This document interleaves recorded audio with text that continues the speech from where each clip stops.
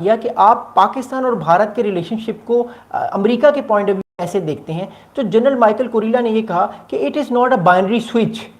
He asserted we can't have one with Pakistan if we have a relationship with India. We should look at the merits of the relationship for the positive that it has. यानी general Michael Kurilla ने कहा कि हम पाकिस्तान और भारत के relationship को अलग अलग नज़रिए से देखते हैं, हम पाकिस्तान और भारत के रिलेशनशिप को एक नज़रिए से नहीं देखते। इसका मतलब ये है कि देखिए, अब मैं आपको बताता हूँ अमेरिका के भारत के साथ क्या इंटरेस्ट हैं और अमेरिका के पाकिस्तान के साथ क्या इंटरेस्ट हैं। देखिए, जो अमेरिका के पाकिस्तान के साथ इंटरेस्ट हैं वो मैं ऑलरेडी बता चुका हूँ। एक तो पाकिस्तान ने दाइश का खात्मा करना है, काउंटर टेररिज्म में अमेरिका की मदद करनी है, और अफगानिस्तान के तालिबान को ये कहना है, उनको बावर कराना है कि आपने अगले आने वाले 10 या 20 सालों में या कभी भी अमेरिका की जो सरजमीन है उस पर अफगानिस्तान से कोई टेररिज्म ना हो। ये अमेरिका का पहला जो है वो एस्पेक्ट है। सेकंड, अमेरिका का पॉइंट पाकिस्तान के साथ इंटरेस्ट इस टाइम है वो ये है कि पाकिस्तान ईरान को बावर कराए कि ईरान न्यूक्लियर ताकत ना बने, और पाकिस्तान ईरान को रीस्ट्रेन करे कि वो जो अपनी प्रॉक्सी ग्रुप्स हैं पूरे मिडल ईस्ट में उनको डिसएंगेज करे और उनसे जो है वो अमेरिका के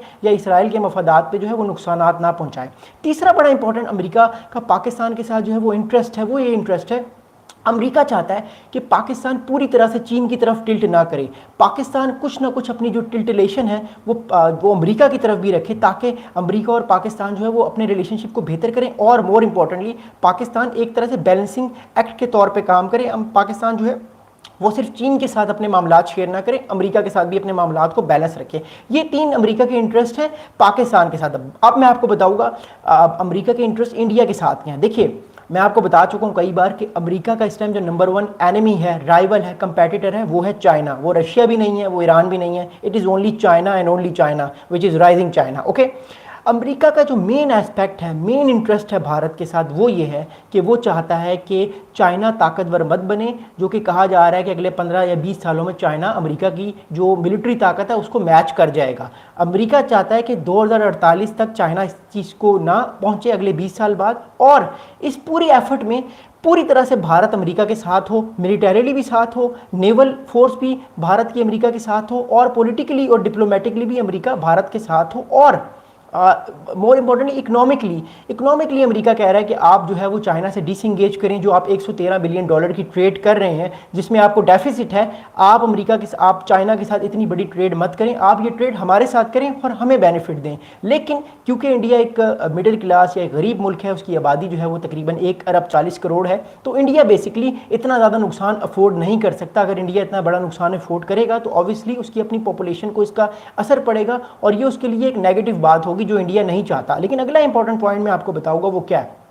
वो पॉइंट ये है कि अमेरिका पूरी तरीके से इस टाइम जो है वो भारत को इंगेज किए हुए है कि किसी तरह अगले 1 या 2 साल में भारत पूरी तरह से ब्रिक्स से भी निकल जाए, जो कि आपको पता है कि एक 5 मुल्कों का जो है वो एक कॉपरेशन है जिसमें और भी मुल्क आना चाह रहे हैं। इसके अलावा शंघाई कॉपरेशन ऑर्गेनाइजेशन जिसको चीन और रशिया लीड कर रहे हैं, अमेरिका चाहता है भारत उससे भी निकल जाए और भारत पूरी तरीके से जो है वो वेस्टर्न जो उसके अलायंसेज हैं उनके साथ मिल जाए, क्वाड में आ जाए भारत, और भी जो कोई और अगर अमेरिका जो है वो ऑकस को भी कहा जा रहा है कि जो ऑकस का अलायंस है उसको भी एक्सपेंड करना चाह रहा है और उसमें भी भारत आ सकता है, और अमेरिका कुछ ना कुछ न्यूक्लियर सबमरीन की डील किसी ना किसी तरह वो कर सकता है। तो ये चीज़ें जो है वो आने वाले वक्त में आपको और ज़्यादा इंपॉर्टेंट नजर आएंगी। आपको एक और बड़ी इंपॉर्टेंट बात बताऊँ, वो बात ये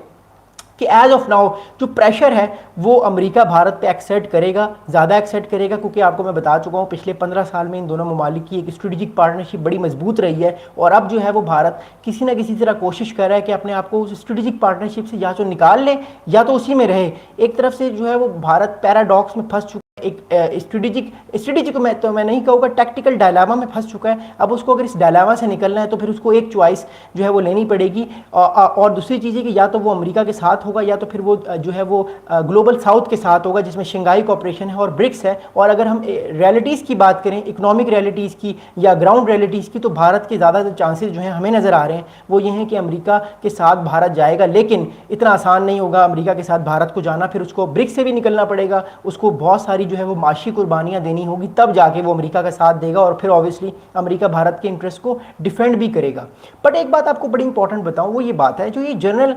माइकल कुरिला साहब को पाकिस्तान ने जो ये अवार्ड से नवाजा है, ये अवार्ड देने की एक और बड़ी वजह थी कि पाकिस्तान ने बेसिकली एक सिग्नलिंग की है अमेरिका को कि आप अगर हमें इस तरह हमें रिवॉर्ड करेंगे तो हम भी आपको सिंबॉलिकली रिवॉर्ड करेंगे और हम आपके साथ खड़े हुए हैं,